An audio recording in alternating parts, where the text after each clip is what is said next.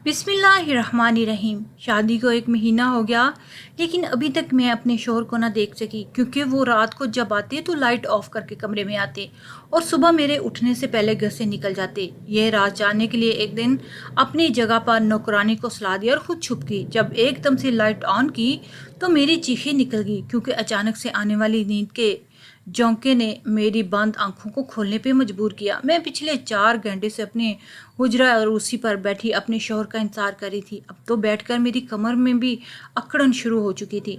जब यूं ही जमाई लेते हुए घड़ी की जानब नजर दौड़ाई तो रात का 1 बज रहा था। मेरे तो होश ही उड़ गए थे।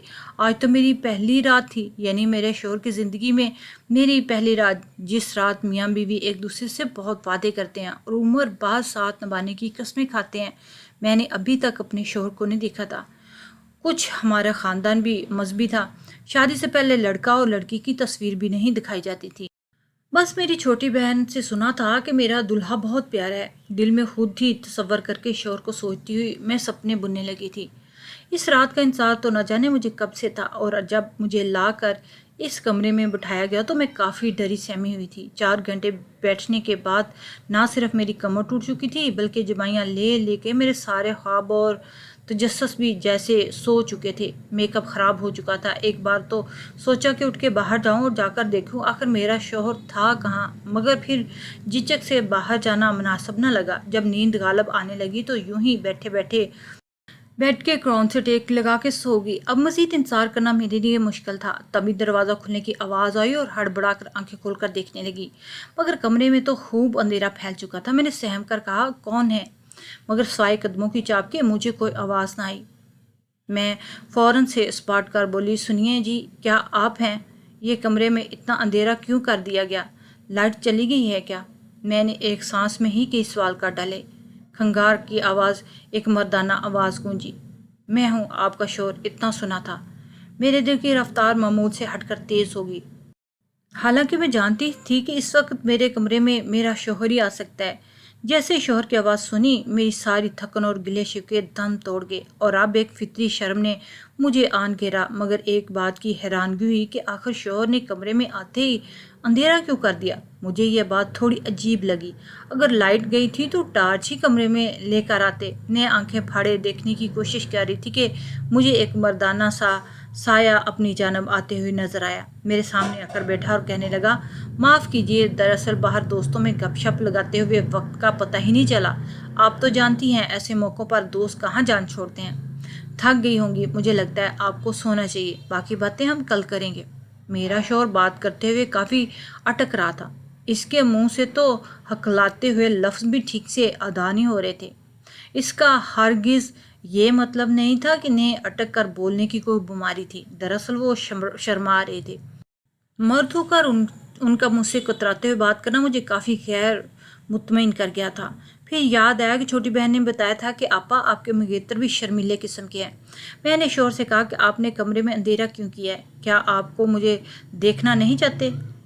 ज़ाहिर है एक औरत शादी की रात बस अपने शोर के लिए तो सती समझती है, ताकि इसका शोर इसे देखे, इसकी तारीफ़ करे। मेरी बात सुनकर शोर कुछ देर खामोश रहा और फिर कहने लगा, मैंने आपको जी भर के देख लिया था जब आपको मेरे पास लाकर बैठाया गया था। आप बेहद खूबसूरत हैं। दरअसल बात यह है कि मुझ पर किसी ने कुछ अमलियात करवाए थे ताकि मेरी शादी ना हो सके। इसलिए एक आलम साहब ने बताया कि तुमने मेरी मुकर्रर करदा मुद्दत तक रात को घुप अंधेरे में ही बीवी के पास जाना है। मुझे ये अमल बड़ा अजीब सा लगा था, मगर इस वक्त मैंने इस बात को सच मान लिया, क्योंकि पहले ही रात में किसी बहस में नहीं पड़ना चाहती थी। इस रात जब मैं सोने के लिए लेटी तो मेरा शौहर पहले ही लेट चुका था। दिल में एक हसरत थी कि शौहर का चेहरा देखूं।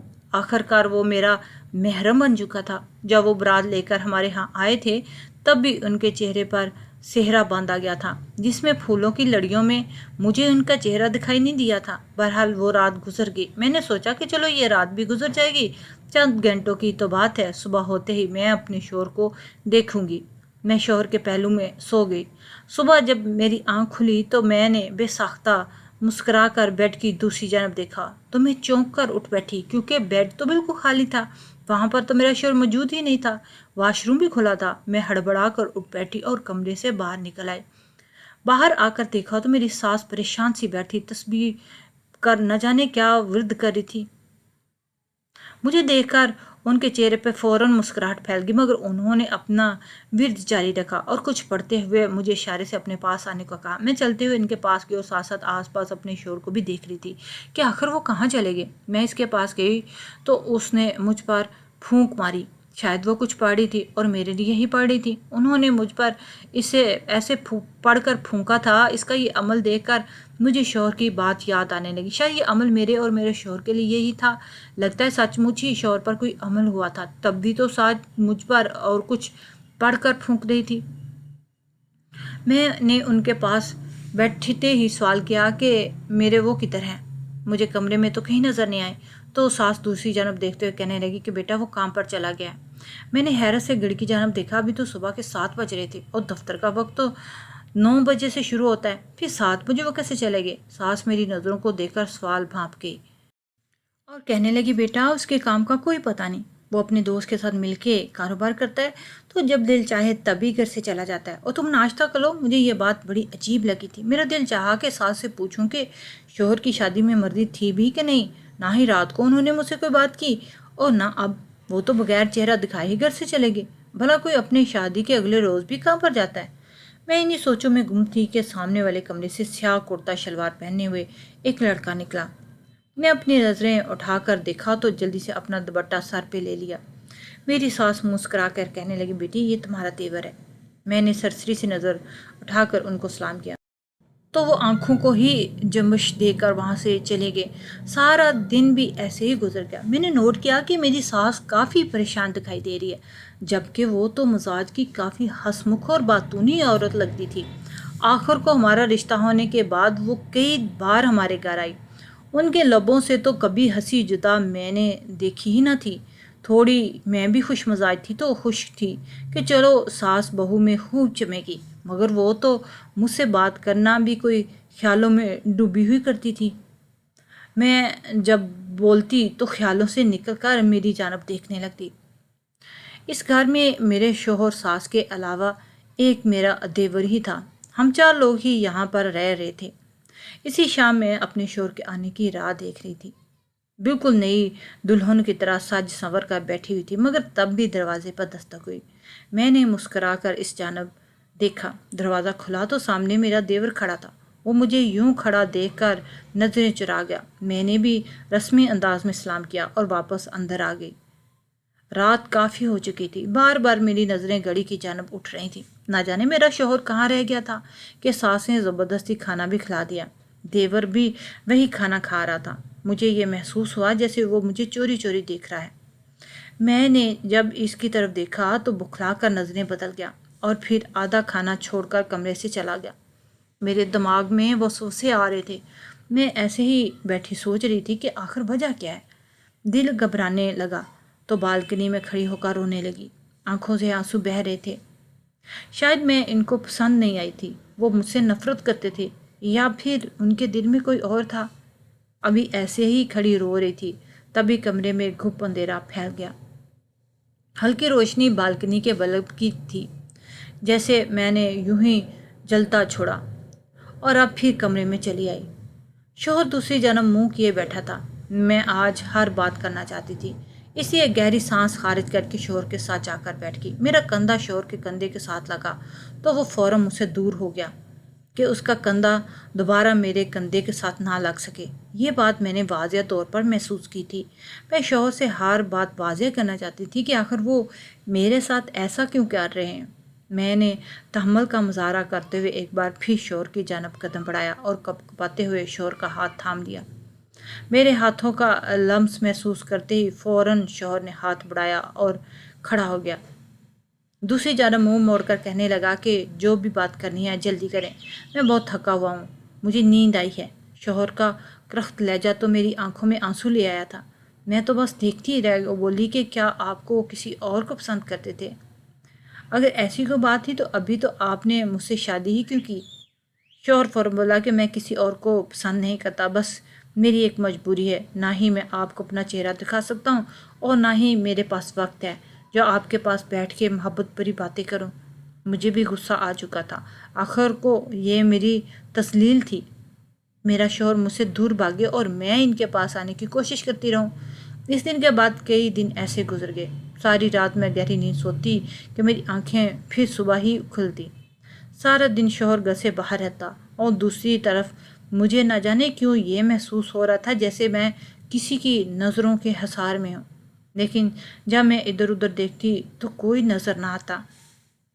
ایک بار میں چائے بنا کر اپنی ساس کے کمرے میں جانے لگی تو ان کی سسکیاں سن کر وہیں رکی۔ شاید وہ کسی سے فون پر بات کر رہی تھی، بار بار ایک ہی لفظ دہرا رہی تھی۔ پتہ نہیں کون تھا، لیکن میری ساس اس کی منت سماجت کر رہی تھی۔ نہ جانے کون میری ساس کو بلیک میل کر رہا تھا۔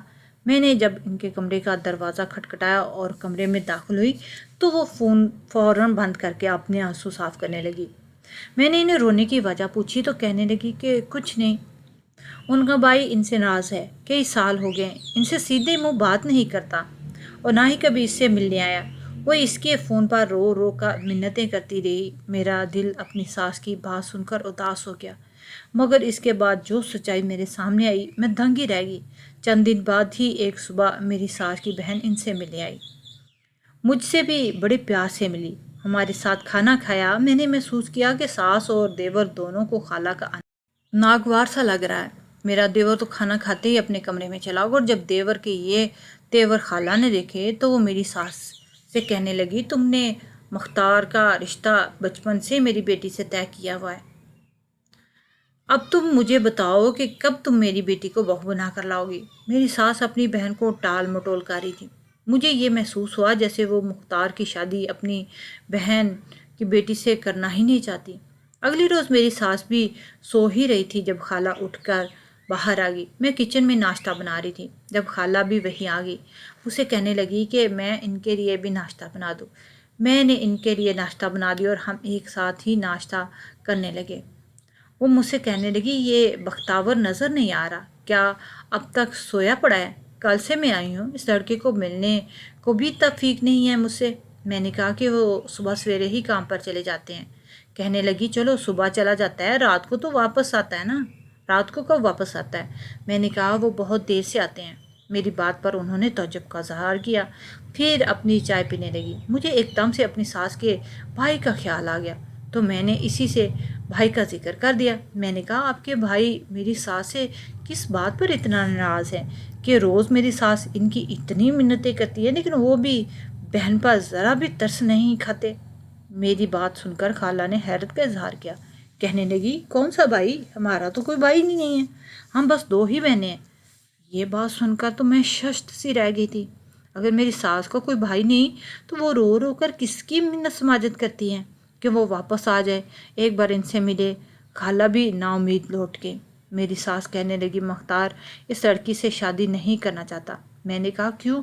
تو کہنے لگی، اس کی مرضی نہیں ہے۔ میں نے کہا، اگر مرضی نہیں ہے تو اتنے سال سے کیوں بات جوڑے رکھی؟ پہلے ہی انکار کر دیتے کہ یہی بات میں نے بھی مختار سے کی۔ میں تو اپنے دونوں بیٹوں کے ہاتھ دکھی ہو چکی ہوں، دونوں ہی مرضی کے مالک ہیں۔ یہ کیا کہ وہ رونے لگی۔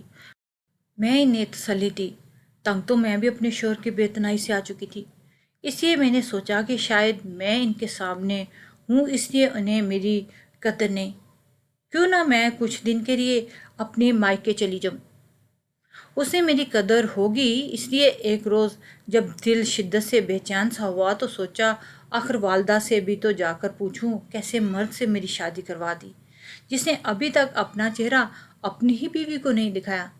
میں تو جانتی ہی نہیں تھی کہ وہاں پہنچ کر مجھے کیسا دھچکا لگنے والا تھا۔ جب میں کے دروازے پر پہنچی تو تبھی ایک کورئر آیا، وہ ہمارے ہی گھر کے باہر کھڑا تھا۔ میں نے اس سے وہ لفافہ لیا اور پکڑ کر دیکھنے لگی۔ اس لفافے پر تو میرا ہی نام لکھا تھا۔ وہی کھول کر اندر موجود پیپر پڑھا تو میرے پیروں تلے سے زمین نکل گئی۔ میں اپنی امی کے گھر جا کر اپنے کمرے میں چلے گئی۔ میرا دماغ سوچنے سمجھنے کی صلاحیت سے اب محروم ہو چکا تھا۔ کون سا کھیل ہے میرے ساتھ شادی کے نام پر کھیلا جا رہا؟ جو پیپر میرے ہاتھ میں تھے وہ دیکھ کر جو حقیقت مجھ پر آشکار ہوئی، میں چکرا کے رہ گئی۔ چند دن میں اپنے گھر پر ہی بیٹھی رہی۔ میں نے اپنی چھوٹی بہن سے کہا کہ مجھے میرے شوہر کی تصویر دکھائے جو کہ شاید اس نے کھینچی تھی، کیونکہ میں نے تو اب تک اپنے شوہر کو نہیں دیکھا تھا۔ میری بہن نے مجھے ایک تصویر دکھائی۔ نوجوان خوش شکل تھا۔ میں نے کوئی بھی بات میکے میں آ کر نہیں بتائی۔ میں کچھ دن بعد سسرال چلی گئی۔ مجھے سچائی کو سامنے لانا تھا۔ رات پھر سے وہ شخص میرے کمرے میں آیا جو پچھلے 1 مہینے سے میرا شوہر بن کر میرے کمرے میں آتا تھا اور صبح ہوتے ہی چلا جاتا۔ یہ کون تھا جو میرے جذبات کے ساتھ کھیل رہا تھا؟ آج میں خود چاہتی تھی کہ وہ کمرے سے باہر نکل جائے، کیونکہ اب میں جان چکی تھی کہ وہ میرا شوہر نہیں۔ پھر بھی میں نے سچ جاننے کے لیے اس سے یہ سوال کیا کہ میں میکے گئی تھی، آپ نے مجھے کتنا یاد کیا؟ میرے سوال پر وہ ہڑبڑا سا گیا تھا، کہنے لگا ظاہر ہے آپ میری بیوی، میں کیسے آپ کو فراموش کر سکتا ہوں؟ میں نے کہا آج میں نے آپ کو شادی کی تصویر میں دیکھا تھا، وہ تصویر میری بہن نے کھینچی تھی۔ اس سے دل میں آیا کہ 1 مہینہ گزر گیا ہے، میں کیوں آپ کو دیکھ نہیں سکتی؟ میں نہیں مانتی ایسے کسی بھی عمل کو۔ اب آپ خود لائٹ جلائیں گے یا میں چلاؤں؟ کہنے لگے کہ میں پہلے بھی آپ سے کہہ چکا ہوں کہ میرا علاج چل رہا ہے اور آپ اس علاج کو سچ مانیں یا جھوٹ، لیکن میں یہ علاج کروائے بنا آپ کے سامنے نہیں آؤں گا۔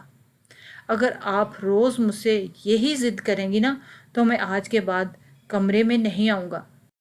یہ کہہ کر تو وہ کمرے سے ہی باہر نکل گیا۔ میں نے اگلے روز ان سے معذرت کر لی۔ وہ پھر سے میرے کمرے میں ہی سونے لگا، لیکن اس کے سوتے ہی میں صوفے پر جا کر سوتی تھی۔ میں سوچ رہی تھی کہ کس طرح اس شخص کا اصل چہرہ سب کے سامنے لاؤں۔ اگلے روز میں نے اپنی ملازمہ کو یہ کہہ کے گھر روک لیا کہ میری طبیعت کوئی ٹھیک نہیں ہے۔ اس نے بھی کوئی اعتراض نہیں کیا۔ رات کو میں نے دعا کی نیند کی دعا ملا کر نوکرانی کے دودھ پلا دیا اور اس کے بعد اسے اپنے بستر پر لٹا کر خود کمرے میں چھپ گئی اور وہاں چھپی جہاں کمرے کی لائٹ کے بٹن لگے ہوئے تھے۔ رات کو کافی دیر بعد وہ شخص میرے کمرے میں آیا اور بیڈ کی دوسری جانب لیٹنے کے لیے جانے لگا کہ میں نے فوراً سے ہی لائٹ کھول دی، اور جب میں نے اس شخص کو دیکھا تو میرے ہوش اڑ گئے۔ وہ تو میرا دیور تھا، جو کہ اب وہ پچھلے 1 مہینے سے میرے کمرے میں آ رہا تھا، جو مجھے حیرت سے دیکھ رہا تھا۔ میں نے کہا تمہیں شرم نہیں آتی یوں میرے کمرے میں آتے ہوئے؟ اس نے کوئی جواب نہیں دیا۔ میں نے وہ پیپر الماری سے نکال کر اس کے منہ پر دے مارے اور رونے لگی۔ وہ پیپر طلاق کے پیپر تھے، جس میں ایک خط بھی موجود تھا جس پر واضح لکھا ہوا تھا کہ میں کسی اور سے شادی کرنا چاہتا تھا، لیکن میری والدہ نے زبردستی میرا رشتہ تم سے کر دیا اور میں 1000 مخالف کے باوجود بھی تم سے میرا نکاح کروا دیا، لیکن میں شادی کی رات ہی گھر سے بھاگ گیا تھا اور اب تمہیں طلاق نامہ بھیج رہا ہوں تاکہ تم جس سے چاہو شادی کر لو۔ اس وقت میں چکرا کے رہ گئی تھی کہ جب میرا شوہر شادی کی پہلی رات ہی بھاگ گیا تھا تو کون میرے کمرے میں آتا تھا؟ میرا دیور مجھے دھوکہ دے رہا تھا۔ میں نے اس کا گریبان پکڑ کر اسے جھنجھوڑ کر رکھ دیا۔ کیا کہا اس نے میرے ساتھ ایسا کیوں کیا؟ وہ کہنے لگا میں نے آج تک آپ کے ساتھ ایسا کچھ نہیں کیا کہ آپ کو مجھ سے کوئی شرمندگی اٹھانی پڑی۔ میں نے جو کچھ بھی کیا اپنی والدہ کے کہنے پہ کیا، کیونکہ بختاور بھائی شادی کی رات ہی بھاگ گئے تھے۔ یہ بات پھیل جائے گی تو کیا ہوگا، اس لیے مجھے کمرے میں جانے کا کہتی تھی کہ اس بات کا شک نہ ہو جائے اور بات بند مٹھی میں ہی رہ جائے۔ لیکن میں نے آپ کے ساتھ کبھی کچھ غلط بھی نہیں کیا۔ میں نے کہا میں صرف یہاں سچ جاننے آئی تھی۔ تمہارا بھائی مجھے طلاق دے چکا ہے، اس لیے میرا اس گھر سے کوئی تعلق نہیں۔ میں اگلی ہی صبح اپنے میکے چلے گی، ساری بات بھی اپنے گھر والوں کو بتا دی۔ مگر 4 مہینے بعد میری ساس میرے گھر آ گئی اور کہنے لگی کہ وہ میری عدت پوری ہونے کا انتظار کر رہی تھی۔ انہوں نے میرے گھر سے میرے گھر والوں کے ساتھ معافی مانگی اور پھر میرا رشتہ مختار کے ساتھ مانگنے لگی۔ کہنے لگی کہ اب اگر آپ نے اپنی بیٹی کی شادی کی تو آپ کو اچھا رشتہ نہیں ملے گا اور میرے بیٹے کا قصور یا میرا اس لیے سزا آپ کی بیٹی کو کیوں کاٹنی پڑے۔ میں نے بختاور کی بہت منت سماجت کی کہ واپس آ جائے، لیکن وہ نہیں آیا۔ میرے والدین نے میرا نکاح سادگی سے مختار سے کروا دیا۔ ساچی کہتے ہیں کہ ایک عورت ہی عورت کا گھر برباد بھی کرتی ہے اور آباد بھی کرتی ہے۔